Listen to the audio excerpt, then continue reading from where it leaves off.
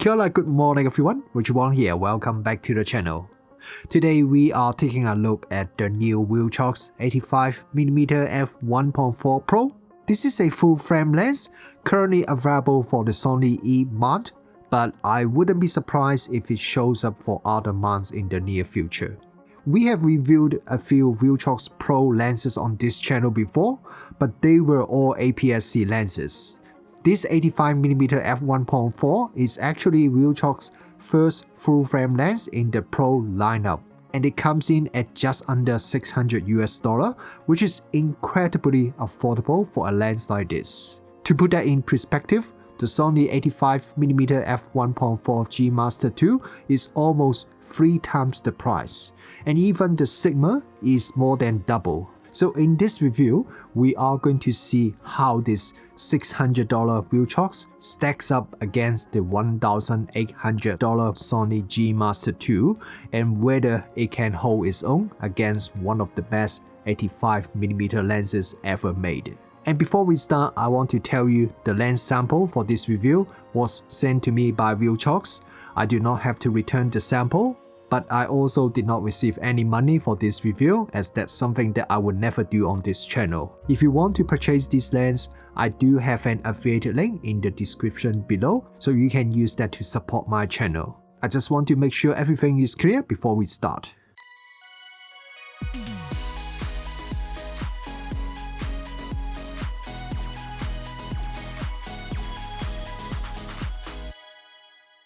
In terms of construction, the lens body is made of metal. It feels really solid, has that professional quality feeling when you hold it. I would say it's pretty much as good as any other Pro lenses from first party. The lens is weather sealed with rubber seal at the metal lens mount. The front element has special water repellent coating. USB-C port on the lens mount for firmware update. The lens has a custom button and also an aperture ring. The aperture ring can be switched between decreased and normal mode very easily by using the switch on the side of the lens.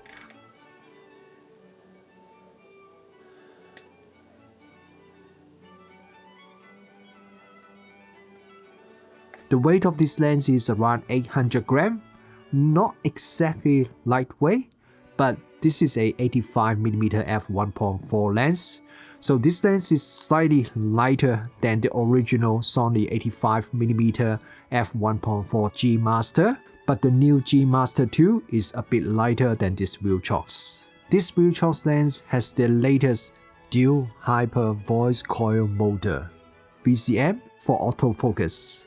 VCM is great for their high-speed response, and it is a step up from the typical stepping motor that you can find in all the other Chinese autofocus lenses.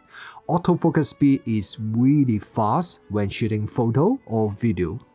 I did some side-by-side comparison with the Sony 85mm f1.4 G Master 2, and I found the autofocus speed of this Viltrox is pretty much the same. However, I also found the Viltrox is a bit more quiet and also has less vibration than the Sony G Master 2. The autofocus operation is noticeably smoother than the Sony. With the Sony G Master 2, there is a tiny bit of vibration when you are shooting photo with autofocus. But with the Viltrox, I don't feel any vibration at all. When shooting video, Viltrox autofocus is also very nice and smooth, just like the G Master 2. The only downside I notice is that when the camera is powered off or when the lens is not attached to the camera, if you shake or turn the lens, you can feel something is moving inside the lens.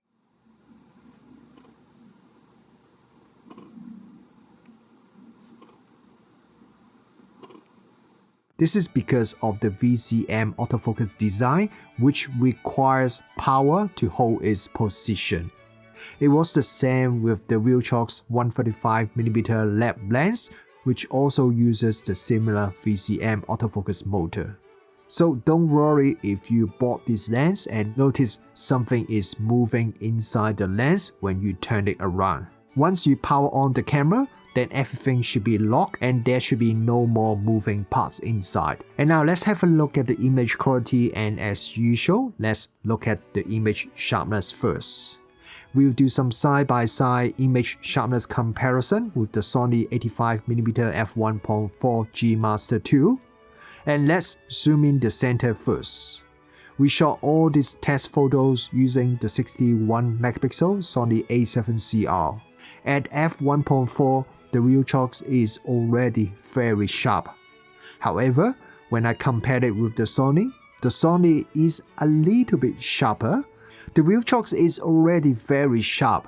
I think it just shows how insanely sharp the Sony G Master 2 is. Stopping down to f2, the Viltrox is a bit sharper. When we stop down to f2.8, the center sharpness is pretty much the same between the Sony and the Viltrox. And both lenses already reached the maximum center sharpness at f2.8. So stopping down the lens further wouldn't increase the center sharpness anymore. Sharpness remains the same until around f8. Then diffraction starting to soften the image. And now let's zoom into the corner. The Viltrox at f1.4 is also pretty sharp already.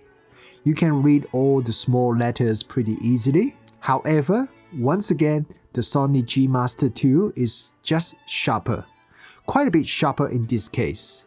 This is the first time I tried this 85mm G Master 2, and I have to say I'm super impressed by how sharp this G Master 2 is.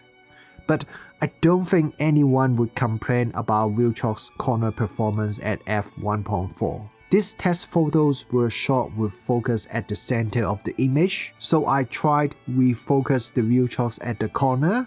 The corner sharpness is pretty much the same, so it suggests the Viltrox has very minimal field curvature. Stopping down the lens would gradually improve Viltrox corner sharpness. At f4, the Viltrox corner is quite sharp, but I would say at the same aperture, the Sony is a little bit sharper than the Viltrox. The minimum focus distance of this Viltrox lens is around 0.79 meter, and that would give us maximum magnification ratio of 0.13 times, which is pretty decent. Sony is 0.85 meter with 0.11 times maximum magnification if you autofocus, or 0.8 meter with 0.12 times maximum magnification if you manual focus. Look at this side-by-side comparison. You can see the Viltrox give us slightly higher maximum magnification. However, while the Viltrox can focus a bit closer, the Sony is noticeably sharper. With the Viltrox, we need to stop down to at least f2.8. Then sharpness when shooting at minimum focus distance would get much sharper. The Viltrox lens has quite a bit of focus breathing. I can see the focus breathing effect when I did my usual 1 meter to 20 meter focus breathing test. When shooting at f1.4, the Viltrox shows some noticeable vignetting. It can be quite obvious in some of my real-world photos. If I compare with the Sony is definitely quite a bit better in this area. Look at these photos shot at f1.4, the Viltrox has more obvious vignetting than the Sony. Bokeh is very important for a 85mm f1.4 lens, and this Viltrox lens renders nice beautiful bokeh. I don't see any major onion ring effect, and bokeh balls don't look nervous as well. Comparing with the Sony, there is not actually too much difference. Both lenses renders nice and soft bokeh, and when shooting at f1.4, you may see a bit of cat's eye bokeh effect at the corner, but it's not super crazy. The bokeh from the Viltrox seems to be a little bit more round than the Sony. This Viltrox lens has excellent chromatic aberration control. I see almost no color fringing at all in all my photos. Sony also has excellent chromatic aberration control. But comparing these two lenses side by side, it seems that Viltrox may be even slightly better than the Sony. Having said that, I don't think you'll be disappointed by either of these lenses. Distortion is very minimal with the Viltrox and also the Sony. No matter the distortion correction is enabled or not, both lenses show very minimal amount of distortion. Lens flare performance is really good with the Viltrox lens. Even when shooting straight into a very bright light source, there is still very minimal amount of lens flare or ghosting. If you don't use the lens hood, then there could be a bit of rainbow color lens flare at some particular angle, but the Sony G Master 2 also would have the exact same problem. If you install the lens hood, then you can get rid of that. So if you are shooting with this lens and there's a bright light source in front of the camera, then I would recommend you to install the lens hood. In terms of sun stars, I think Viltrox sun stars is just okay. We need to stop down the lens to around f8 to get sun stars.